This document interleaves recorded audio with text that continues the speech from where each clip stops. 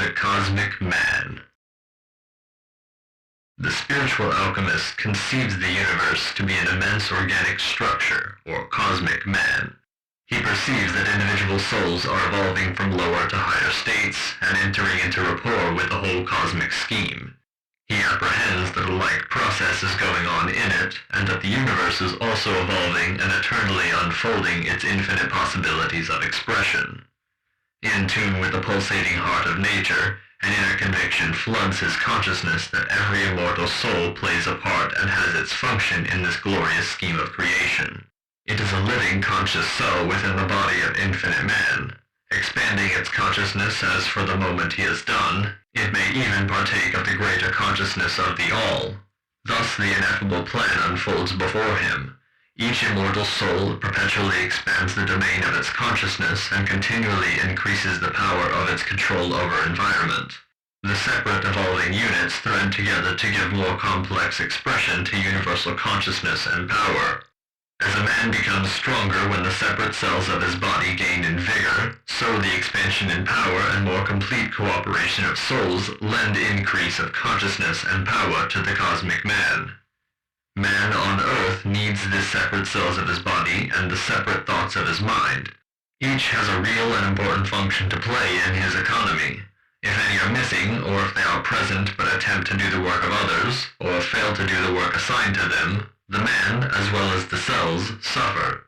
Grasping, by his peculiar rapport with the inner planes of life, the relation of parts to the whole in the universal scheme, the spiritual alchemist perceives that likewise every immortal soul has its place and somewhat important function. Universal intelligence depends for expression on the sum of separate intelligences, even as man depends for mental expression on his separate thoughts.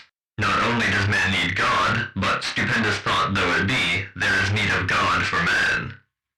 Now within the physical body of man, due to his life processes, there are secretions that to avoid disease must be eliminated. Within the domain of his mentality are thoughts that must be expunged to avoid intellectual decay and moral dissolution. We may be sure, therefore, that like conditions exist in the cosmic man. But most of the physical subjects and physical entities embraced within man's empire work for the welfare of their liege and lord and obey his commands. These harmonious, constructive atoms of physical and psychical life within man's constitution are the bulwark of his strength. And realizing this, he cherishes, supports, and encourages them, happy to have them make their homes permanently with him.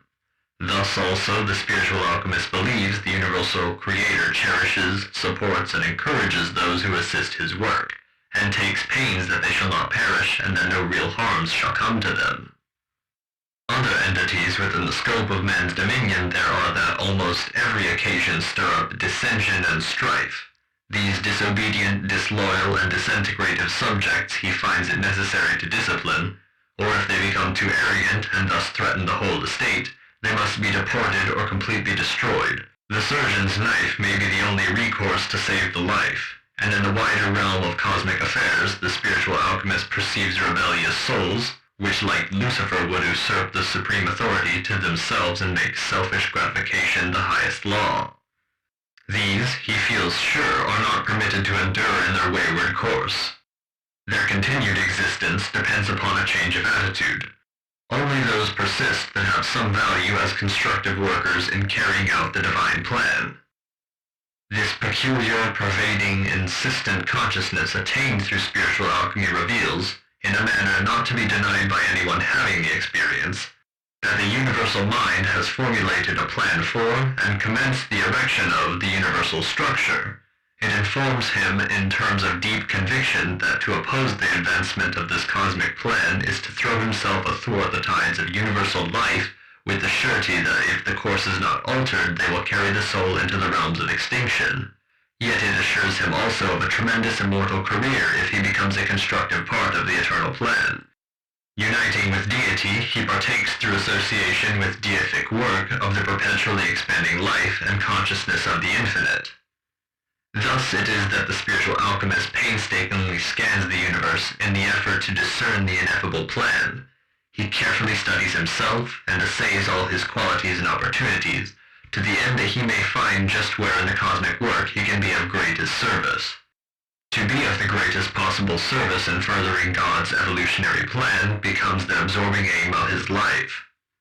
Thus it is that he walks among men, seemingly not different greatly from others, yet taking in regard to most things a diametrically opposite view. For while ordinary men reflect upon every act, motive, and event in terms of their being advantageous or inimical to material success, he regards all these things from a cosmic standpoint, as constructive or destructive factors in universal life. Instead of seeking life eternal from the desire merely to persist in consciousness, he aspires to immortality because he realizes that he may become a valuable workman and a manifestation of the infinite plan. He is a willing laborer under the direction of the universal mind, and his loss would be keenly felt by the progressive legions. He struggles spiritually to endure not for himself alone, but to add his energy and strength to those cohorts that favor immortality for mankind and that strive to uphold law and order throughout the universe.